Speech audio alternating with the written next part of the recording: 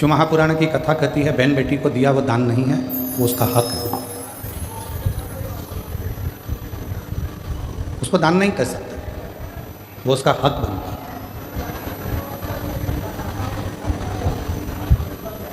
कोई कहता है कि हमने हमारे परिवार के व्यक्ति को दिया, दान दिया, वो दान नहीं कहलाता। दान की परिभाषा किसको कही गई कि परिवार के अंदर कोई दूसरा व्यक्ति है, मान लो कोई रिश्तेदार है और उसका बच्चा पढ़ना चाहता है, शिक्षा अध्ययन करना चाहता है, उसको चिकित्सा की ज़रूरत है, आपने उसके लिए कोई सहयोग करा, वो दान की गिनती में कहा, उसको दान कहा जाएगा कि वो। अब ऐसे तो लोग कह देते हैं कि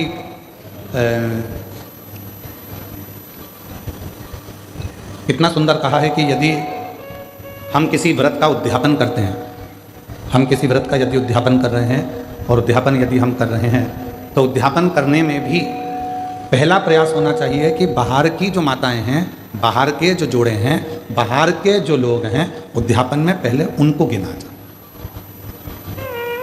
और हम क्या करते हैं, अपने घर में ही उद्यापन करना है, घर की तो देवरानी जेठानी इतनी सारी हैं, वैसे भी तो बुलाना ही पड़ेगा, तो वैसे की जगह ऐसे बुला लो, गिनती की गिनती हो जाएगी और उद्यापन का उद्यापन हो जाएगा। मतलब तुम्हें काम निपटाना है, तुम्हें उस उद्यापन का फल प्राप्त नहीं करना, तुम्हें उस उद्यापन का फल नहीं चाहिए, तुम्हें केवल काम को निपटाना है, केवल काम निपटाना नहीं। उद्यापन करोगी तो देवरानी तो भोजन करेगी करेगी, जेठानी तो भोजन करेगी करेगी, ननंद भी आएगी आएगी, नंदोई भी आएगा आएगा, तो इन सबको तो तुमको भोजन कराना है, पर इनको उद्यापन में नहीं गिनना है। उद्यापन में उनको गिनो जो दूसरे हैं। क्यों? हम अगर जेठानी को भोजन करा रहे हैं उद्यापन में और जेठानी झूठे बर्तन को हाथ लगा रही है, हम ननंद को भोजन करा रहे हैं उद्यापन में और ननंद पट्टी बिछा रही है, भोजन परोस रही है, काम कर रही है, तो तुम्हारे उद्यापन का फल कहाँ से मिलेगा तुमको? उस उद्यापन का फल भी तो मिलना चाहिए, उसका फल भी तो प्राप्त होना चाहिए। हमें फल कब मिलेगा? जब हम कोई दूसरा आया है उसके लिए पट्टी बिछा रहे हैं, आसन लगा रहे हैं, भोजन की थाली तैयार कर रहे हैं, भोजन करा रहे हैं, पकवान दे रहे हैं, उनको कोई सामग्री दे रहे हैं, तो वो उद्यापन का फल प्राप्त हो रहा है। वो लेकर गया, यहाँ से थोड़ा आपने कुछ दिया, उसको कलश दे दिया, तुमने कोई सुहाग की सामग्री दे दी, कोई चूड़ी दे दी, कोई बिछी कोई ब्लाउज पीस दिया, कोई तुमने उसको साड़ी दिया, कोई सामान दिया, तो वो लेकर गए, वो लेकर पहुँच गए, तो वो उद्यापन है। अब तुमको मालूम है कि अगर मैं उद्यापन करूंगी तो मुझे ननंद को तो बुलाना पड़ेगा, मम्मी नहीं मानेंगी। तुमको मालूम है कि मैं उद्यापन करूंगी तो मुझे जेठानी को तो बुलाना ही पड़ेगा, देवरानी को तो बुलाना ही पड़ेगा, जेठानी को बुलाना ही पड़ेगा, मानेंगे नहीं घर के लोग। तो क्यों ना उनको भी उद्यापन में जोड़े में गिन लूँ। और तुमने उनको भी उद्यापन के जोड़े में गिन लिया और विचार करा, मेरे 16 जोड़े पूरे हो गए, मेरे 16 सोमवार का उद्यापन हो गया, अब भगवान शंकर मुझे फल देंगे। शंकर जी सोचे, जितनी चतुर तू है उससे चौगुना चतुर मैं हूं।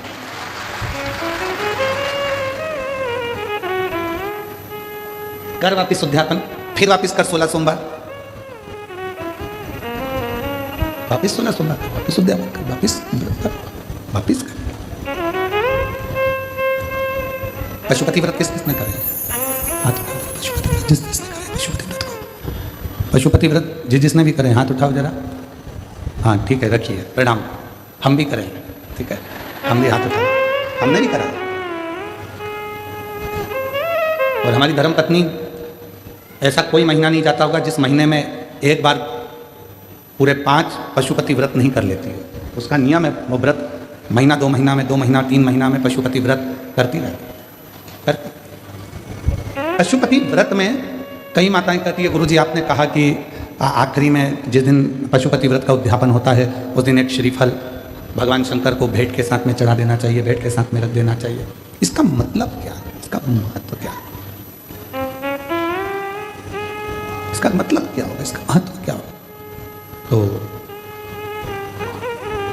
वो पशुपति नाथ है, उसको पशुपति नाथ कहते हैं। और वो पशुपति नाथ है। पूरे 5 व्रत में हमने मान लो कोई गलती करी हो, 5 व्रत में हमने भगवान को शीश नहीं झुकाया हो, 5 व्रत में हमने भगवान को नमन ना करा हो, तो ये जो श्रीफल है, जो ये श्रीफल, जो ये नारियल है, ये शीश का काम करता है। श्रीफल नारियल शीश का काम करता है। और ये श्रीफल नारियल हम भगवान शंकर को देते हैं। ये श्रीफल नारियल भगवान शंकर को देते हैं, प्रदान करते हैं। शंभो शंभो शंभो शंभो शंभो। ये नारियल शीश का काम करता है। हे प्रभु, हो सकता है कि मैंने अपना शीश आपके चरणों में नहीं नवाया, हो सकता है जैसे गलती हो गई, हो सकता है मैंने गलती करी, मैं आपके चरणों में शीश इसलिए मैंने ये शीश रूपी नारियल, मैंने ये अपना मस्तक, शंभो शंभो, मैंने अपना ये मस्तक, अपना ये शीश आपके चरणों को नमन करने के लिए दिया। पूरा भार हमने उस परमात्मा के चरणों में सौंप दिया। श्रीफल देना मतलब परमात्मा के चरणों में सब कुछ सौंप देना, उनके चरणों में छोड़ देना।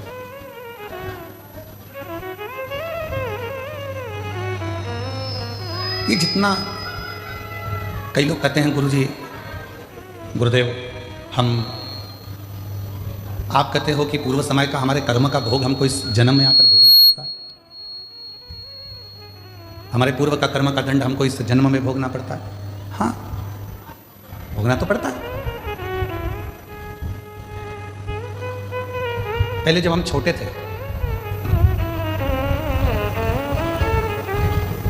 बहुत ज्यादा छोटे थे, तो नवरात्रि में कन्या भोजन करने जाती थी, तो उनके साथ हम लंगूर भी जाते थे। और यहाँ पर कई जीजाउन बैठे होंगे, कई लड़के बैठे होंगे, वो भी बचपन में चले जाते हैं। भले वो नहीं कह रहे तो क्या हुआ, पर हम तो कह रहे हैं ना, हमारी कथा तो हमको सुनाने में क्या दिक्कत है। उनको शर्म आती होगी कि हमने क्या कन्या भोज में कन्या के साथ बैठकर भोजन कर, हमने तो किया। पर जिन जिन के यहाँ भोजन करने जाते थे, वो आंटी इतनी चतुर होती थी ना,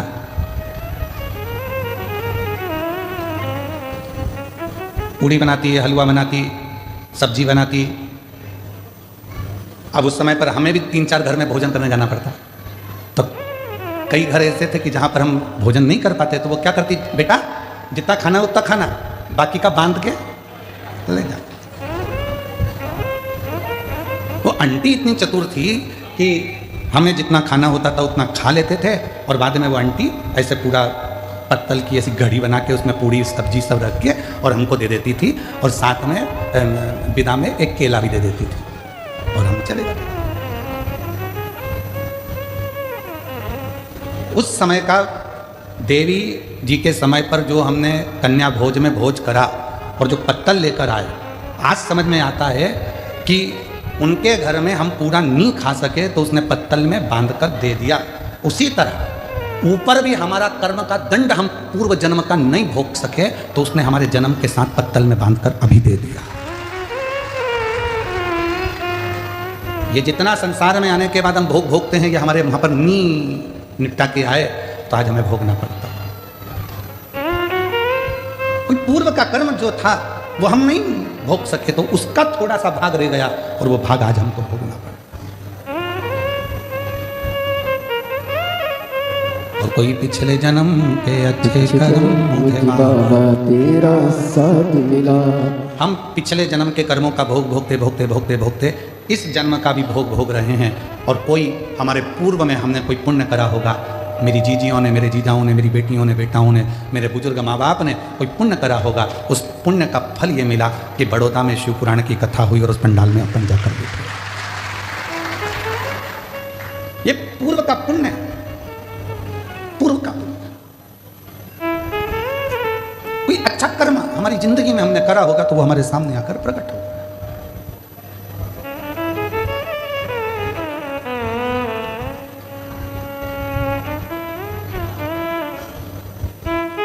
किसी ने पूछा, गुरुजी बहू कौन से कर्म से मिलती है? हमने कहा गाय को रोटी खिलाने से। अच्छा, हाँ, पूर्व जन्म में गाय तुम्हारे दरवाजे पर आती थी, तुम्हारे दरवाजे पर खड़ी रहती थी रोटी के लिए, तुम रोटी लाकर देती थी, वो खा लेती थी। दूसरी बार फिर आती थी, तुम रोटी नहीं देती थी, घर के लोग कहते थे अभी तो दी थी, अभी तो दी थी, और उसको डंडा उठाकर चिल्लाकर भगा देते। बस वो ही गाय तेरे घर बहू बन के आई। सुबह की चाय दे देती है बहुत अच्छे से, दिन की मांग के दे, मांग के। अरे मम्मी अब भी तो पीछे तुमने, सबकी चाय बनाऊंगी तो क्या तुम्हारी भी बनाऊंगी? ये तो अब भी सर्विस से आए, नौकरी से आए, इनकी बनाऊं कि तुम्हारी बनाऊं? बस अगर उस समय पर रोटी 2 बार भी दे देती तो 2 बार चाय भी मिल जाती है। 2 बार पूर्व कर्म, पिछला हिसाब बराबर।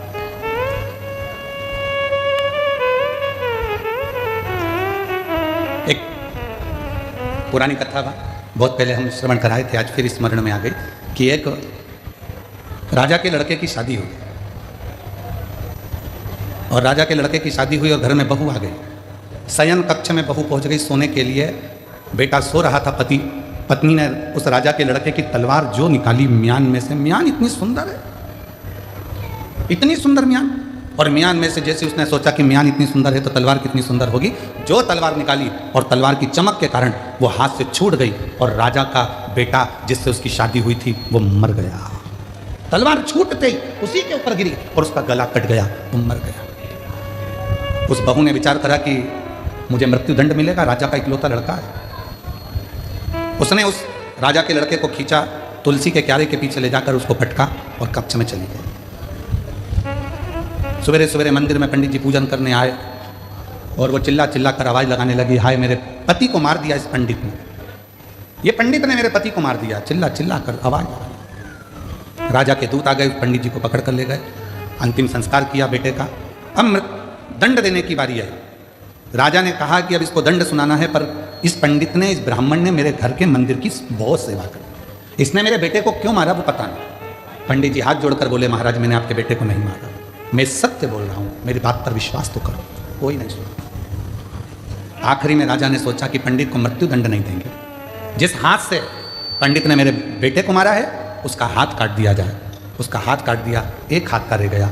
अब पंडित जी ने मन में सोचा कि मैंने कौन सा पाप करा था ऐसा जो मेरा एक हाथ कट गया। गुरु के पास जाऊंगा, अपने गुरु जी से पूछूंगा कि मैंने पाप कौन सा करा। पंडित जी पहुंच गए अपने गुरु जी के पास में, और जो गए गुरु जी के पास में तो गुरु जी तो घर में नहीं थे, उनकी धर्म पत्नी थी। जैसे ही दरवाजा बजाया, गुरु जी गुरु जी गुरु जी, इतने में पत्नी दौड़ कर आई। कौन गुरु जी? ना जाने कहां से आ जाते हैं चिल्लाने के लिए।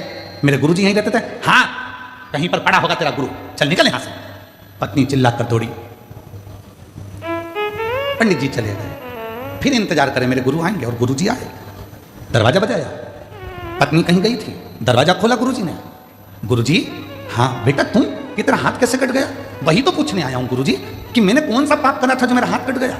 मैंने तो राजा के लड़के को मारा भी नहीं और मुझे ये दंड मिल गया। पर गुरु जी मैं इस सब बात में पूछूंगा, पहले मेरा एक प्रश्न है उसका उत्तर दीजिए। गुरु जी ने पूछा, कौन सा प्रश्न?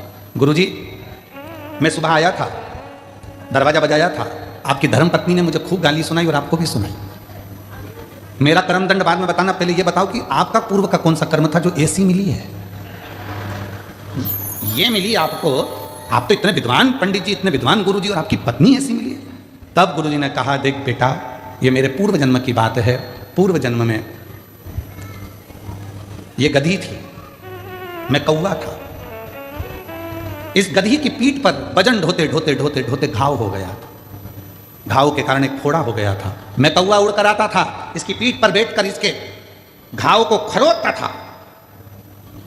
घाव खरोदते खरोदते वो गधी इतनी परेशान हो गई कि मेरे कारण बस वो भागकर हरिद्वार चली गई। मैं उसको ढूंढता ढूंढता कौवे की योनि में हरिद्वार पहुंच गया और फिर वो गधी मिल गई। मैंने फिर उसकी पीठ को खरोद, मर गए। मरे तो मैं इसका पति बना और ये मेरी पत्नी बनी। उस समय पर मैं अपनी चोंच से इसको खरोदता था, अब ये अपनी चोंच से मुझे खरोद रही। अब ये अपनी चोंच से मुझे खरोद रही।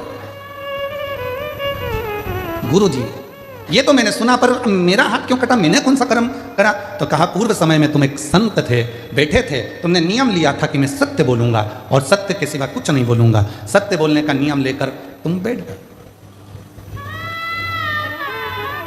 और उसी समय पर एक कसाई के हाथ से गाय छूट कर भागी। तुम तब कर रहे थे, गाय तुम्हारे सामने से निकल गई। कसाई ने आकर तुमसे पूछा, तुमने मेरी गाय देखी है? तुम्हें सत्य बोलना था, तो तुम तप में लगे थे, तुम झूठ नहीं बोल सकते थे, इसलिए तुमने अपने हाथ का इशारा उस गाय की ओर कर दिया। कसाई गया, गाय पकड़ी, उसको मार दिया, जो कसाई था वो राजा का लड़का बना, जो गाय थी वो बहू बनी, और उस कसाई ने उस गाय को काटा था तो उस बहू के हाथ से तलवार छूटी और वो कसाई जो राजा का लड़का बना था उसको कटना पड़ा। और तूने हाथ का इशारा कर कर बताया था गाय का स्थान, इसलिए तेरा यह हाथ कटा है, इसलिए तेरा हाथ। कोई पूर्व का कर्म हमारा ऐसा होता है जिसको हमें भोगना होता। कई लोग कहते हैं हम मंदिर जाते हैं इसके बाद भी हमें दुख पीछा नहीं छोड़ता, हम भगवान का भजन करते हैं फिर भी दुख पीछा नहीं छोड़ता। हमारा पूर्व का हम जो कर कर आए हैं वो तो हम जो वहां पर भोजन नहीं कर पाए तो पत्तल बांध कर लाए हैं वो तो खाना पड़ेगा, वो तो लाए हो ना बांध कर, तो उसको तो भोगना ही है। पर कुछ अच्छे कर्म करकर जब हम कुछ अच्छा कर्म करना प्रारंभ करते हैं तो हमारा कर्म श्रेष्ठ होते चले जाता। महाराज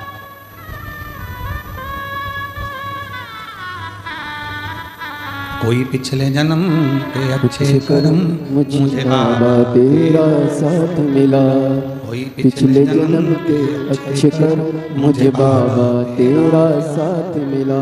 जहाँ सारी दुनिया झुकती है, जहाँ सारी दुनिया झुकती है, मुझे आई दरबार मिला, दरबार मिला।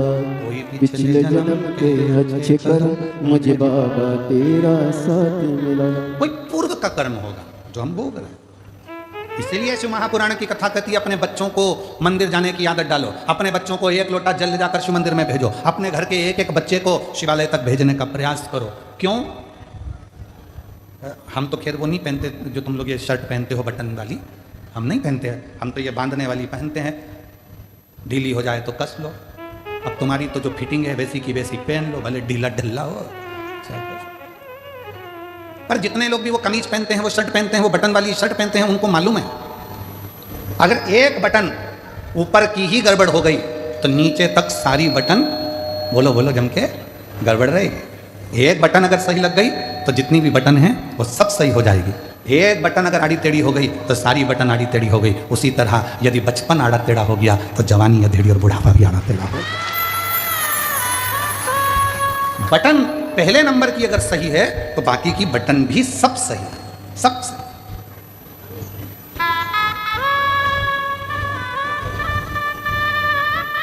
दर्जी जब कपड़े सिलता है, आप लोगों की शर्ट बनाता है, तो दर्जी इतना चतुर होता है, जरा विचार करिएगा कि वो दर्जी जेब लगाता है ना तो लेफ्ट में लगाता है। कहाँ लगाता है? लेफ्ट, उल्टी साइड, क्योंकि उसको मालूम है हार्ट इधर ही है, दिल इधर ही है। उसने जेब क्यों लगाई? किसी दर्जी से पूछना कि ये जेब क्यों लगाई तूने? तो कहा पैसा रखना है तो नीचे की जेब में रखना, मोबाइल रखना है तो नीचे की जेब में रखना, और अगर कभी जिंदगी में भगवान का प्रसाद मिल जाए, बेलपत्र मिल जाए तो दिल के पास रखना, हार्ट के पास, दिल के पास। इसलिए उसने जेब भी, एक दर्जी भी अगर जेब लगा रहा है शर्ट में तो उल्टी साइड पर लगा रहा है, जहाँ हार्ट है, जहाँ दिल है, क्योंकि उसको मालूम है भगवान का प्रसाद जितना दिल के करीब में होता है उतना हार्ट आनंदमय रहता है।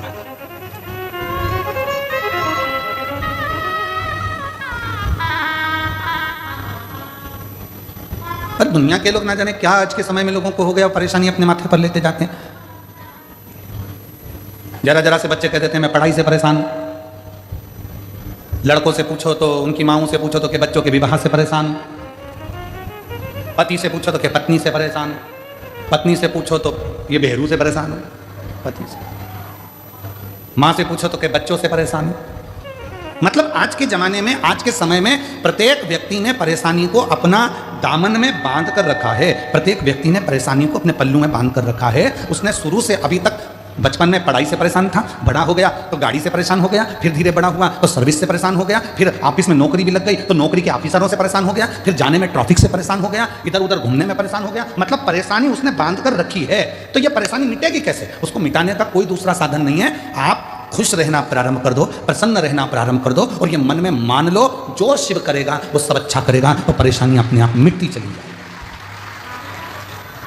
आपने बना के रखा है मैं इस बच्चे से इतनी परेशान हो गई गुरुजी, बिल्कुल नहीं सुनता, बिल्कुल नहीं सुनता, परेशान हो गई, अभी से बच्चों से परेशान हो गई। मतलब परेशानी को तुमने अपने अंदर बांध कर रखा, परेशानी को तुमने पकड़ कर रखा। यहाँ आज कथा में सूरत में जिन्होंने कथा करवाई थी सम्राट भाई पाटिल आए हुए हैं। कहाँ बैठे? अच्छा, पहली कथा जो सूरत में कराई थी आपने, बड़ी सुंदर कथा कराई। एक बार जोरदार ताली बजाकर आपको बहुत बहुत साधुवाद। विराज जब हम इनके यहाँ ठहरे थे तो सम्राट भाई बोले कि गुरुजी इतनी भीड़ सूरत में आ गई है, बड़ा सोचना पड़ रहा है। हमने कहा बिल्कुल मत सोचो और ना परेशान हो, ना तुमने बुलाया है ना तुम बुला सकते हो, ये तो उसका डमरू बजता है तो कोई चल कर आता है। जब सौंप दिया इस जीवन का सब भार तुम्हारे हाथ, संपूर्ण जीवन का भार तत्व जब हम परमात्मा को सौंप देते हैं तो फिर हमारा कुछ भी नहीं, कुछ भी। और मेरी जीजियों फिर निवेदन है, तुम बेटी को अपनी बेटी मानते हो, तुम बेटे को अपना बेटा मानते हो, बिल्कुल मत मानो। शंकर जी के मंदिर में तुम्हारे बेटे की शादी नहीं हो रही, तुम्हारी बेटी की शादी नहीं हो रही, अशोक सुंदरी वाली जगह पर जाकर हाथ रखकर 7 बिंदी लाल चंदन की लगाकर हाथ रखकर कह दो कि ये मेरा बेटा, इसका नाम ये है, इसका ये गोत्र है, ये मेरी बेटी, इसका नाम ये है, इसका ये गोत्र है, ये तेरी औलाद है, मैं शादी नहीं करूंगी, तुझे करना है, तुझे संभालना है, फिर वो संभाल। उसका प्रमाण ये शिव महापुराण का एक पत्र आया है, उसका प्रमाण देखिए। पत्र में एक पत्र में लिखा,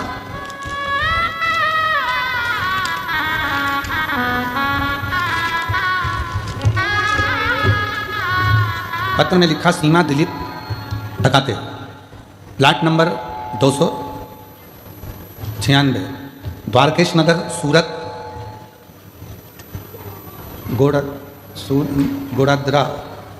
गोड़ादरा से हैं। कहीं बैठी हो तो हाथ हिला सकती हैं। बाबा का मैं क्या वर्णन करूं, मुझे पेट में 2 गठान थी। पहली सोनोग्राफी में 18/9/2025 को उसमें पता चला कि मुझे पेट में 30 mm की और 25 mm की गठान हो गई है। मेरे गर्भाशय में 2 गठान हो गई, एक 30 mm की हो गई, एक 25 mm की हो गई। उसके बाद डॉक्टर ने ऑपरेशन का कह दिया, पर मन नहीं करा कि ऑपरेशन कराऊं, क्योंकि डॉक्टर बोले थे ये गठान जांच के लिए जाएगी, उसमें क्या आएगा। बहुत रोई मैं गुरुदेव। तब किसी एक बहन जी के कहने पर मैं सीहोर चली गई और सीहोर में रुद्राक्ष लेकर आ गई। उसका जल शिवजी को चढ़ाकर ग्रहण करना प्रारंभ किया और बेलपत्र का भी सेवन किया। फिर हमने दूसरी सोनोग्राफी, जब पहली सोनोग्राफी कराई थी 18/9/2025 को, उसमें पता चला रुद्राक्ष का जो जल पिया था उसमें मालूम पड़ा जो 30 mm की गठान थी वो 25 की हो गई है और जो 25 mm की गठान थी वो 12 mm की हो गई है। 12 mm की। गुरुदेव फिर मुझे मालूम पड़ा कि सूरत में कथा हो रही है और हम सूरत की कथा में पहुंच गए। कथा प्रारंभ होने वाली है, इसमें मंदिर में जाके बाबा से प्रार्थना किया और जो गठान है वह गल जाए ऐसी प्रार्थना कर कर हम, मेरी सास सूरत के पंडाल में कथा सुनने के लिए आई और वहाँ से एक रात पंडाल में रही और बाबा से प्रार्थना की कि मेरी बहू की गठानें गल जाएं। फिर बाबा की ऐसी कृपा हुई कि वहाँ की रज लाकर उदर पर लगाया। दूसरे ही दिन तारीख 11/1/2026 को हमने सोनोग्राफी कराई और सोनोग्राफी में डॉक्टर ने कहा दोनों गठानें गल चुकी है। बाबा की कृपा से मैं पूर्ण तरह से स्वस्थ हूँ। यहाँ पर बाबा को नमन करने के लिए आए।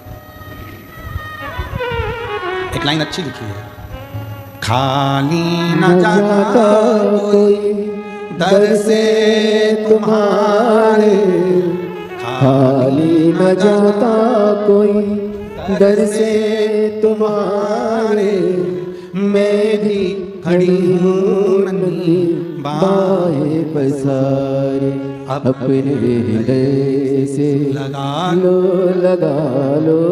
गिरा जा रहा हूँ, उठा लो प्रभु अपने हृदय से अब तो न टालो, गिरा जा रहा हूँ, उठा लो। हम उस पर आश्रित हो गए, हमने उस पर भरोसा कर लिया, हमने उस पर विश्वास कर लिया। कोई पिछला जन्म, कोई कर्म हमारे सामने। दुनिया के लोग हमेशा रोते रहते हैं, भगवान ने हमें गरीब बनाकर पैदा करा, भगवान ने हमको गरीब बनाकर पैदा करा। बताओ, इसको इतनी सारी गाड़ी दे दी, उसको ये दे दिया, उसको बंगला दे दिया, उसके बच्चे डॉक्टर बन गए, उसके बच्चे इंजीनियर बन गए, उसका बंगला बन गया और भगवान ने हमको गरीब बना। भगवान किसी को भी गरीब बनाकर पैदा नहीं करता। गरीब तुम खुद हो जो अपनी बुद्धि में ये बात लेके रखियो।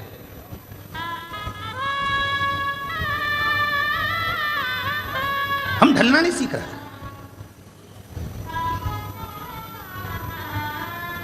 तुम्हारी बहू अगर थोड़ी सी भी तुम पे गुस्सा करती है, तुम्हारी बहू तुमसे नाराज रहती है, तो तुम किसको जाकर कहते हो? किसको जाकर कहते हो? उसके पिताजी को कहेंगे, उसके रिश्तेदार को कहेंगे, अपनी बेटी को फोन लगा के तेरी भाभी रत्ती भर अच्छी नहीं है, अरे ऐसा काम करी, तेरे भैया की पत्नी ने ऐसा काम करा, और वो आकर खड़ी हो जाती है तो तुम एकदम चुप। सीखो। चलो एक बात हम तुमसे पूछते हैं, उत्तर देना जरा। तुम्हारे यहां की लाइट चली गई, नगर पालिका को फोन लगाओगे? जम के बोलो। पीडब्ल्यूडी को फोन लगाओगे? जम के बोलो। जल मंत्री को फोन लगाओगे? जम के बोलो। नहीं। फोन कहां लगाओगे? विद्युत विभाग में। एमपीवी को फोन लगाओगे? जो विद्युत विभाग है उस विभाग को फोन लगाओगे। बोलो सही है कि गलत है? पीएचई को फोन लगा कर क्या करोगे? नगर निगम को फोन लगा कर क्या करोगे? विधायक को फोन लगा कर क्या करोगे? पार्षद को फोन लगा कर क्या करोगे? फोन लगाना पड़ेगा कि बिल के ऊपर नंबर लिख कर दिया जाता है, अगर लाइट में कुछ गड़बड़ी हो, लाइट नहीं आए तो विद्युत विभाग को फोन करो। हाँ, तुम्हारी नाली साफ नहीं हो रही है तो किसको फोन लगाओगे? विद्युत विभाग को। फोन लगाना पड़ेगा नगर निगम को, नगर पालिका को। तुम्हारे घर पानी नहीं आ रहा, फोन लगाना पड़ेगा पीएचई को, जल विभाग को। अब तुम लाइट गई, नगर पालिका को फोन लगा रहे हो, नाली खराब है, विद्युत विभाग को फोन लगा रहे हो, तो वो सुधरने वाली नहीं है। उसी तरह यदि गलती बहू की है तो सबको कहना बंद कर दो, एक कमरे में बैठकर बहू से बात करो। नगर पालिका की गलती है तो नगर पालिका से कहो, विद्युत विभाग की गलती है तो विद्युत विभाग से कहो, बेटे की गलती है तो बेटे को बुलाकर बात करो। और जगह जगह जगह जगह फोन लगा रहे हो, साहब हमारी लाइट चली गई, साहब हमारी लाइट चली गई, साहब हमारी बहू ने ये कर दिया, साहब हमारी बहू ने वो कर दिया, तो दुनिया करेगी क्या? याद रखना, शादी में 1000 व्यक्ति को बुलाओ, वो 1000 खाकर जाएंगे, और जब तुम्हारे घर में उत्पात मचेगा, बहू बेटे का झगड़ा होगा, वो 1000 में से एक को भी बुलाकर बैठा दो। जो तुम्हारे यहाँ 200 की 500 की थाली खाकर गए हैं, प्लेट निपटा कर गए हैं, गाजर का हलवा, चम्मक लड्डू, कुल्फी, गुड़िया का बाल, सब खा के चले गए। अब घर में धमाल मच रहा है। मैं मेरे मामा जी को बुलाता हूँ, अभी बताता हूँ, उसके रिश्तेदार को बुलाता हूँ, अभी बताता हूँ। सब फोन लगाते रहना, कुछ नहीं होगा, कोई नहीं आएगा। आखिरी में तुम्हारा झगड़ा तुमको ही मिटाना पड़ेगा। इसलिए नगर पालिका की गलती है तो नगर पालिका से कहो, विद्युत विभाग की गलती है तो विद्युत विभाग से कहो। उसी तरह बेटे की गलती है, बेटे को कमरे में बुला समझाओ, बहू की गलती है बहू से कहो। अब बहू की बात पड़ोसन से करे, अड़ोसन से करे, धड़ोसन से करे, जो घर में मिलने आए, मौसी आए उससे, नानी आए उससे, सबसे कहती फिर रही है और सोचे कि नगर पालिका का काम विद्युत विभाग करेगा। बिल्कुल नहीं करेगा। समझ में तो आ रही है ना कथा? आ रही है ना? हाँ।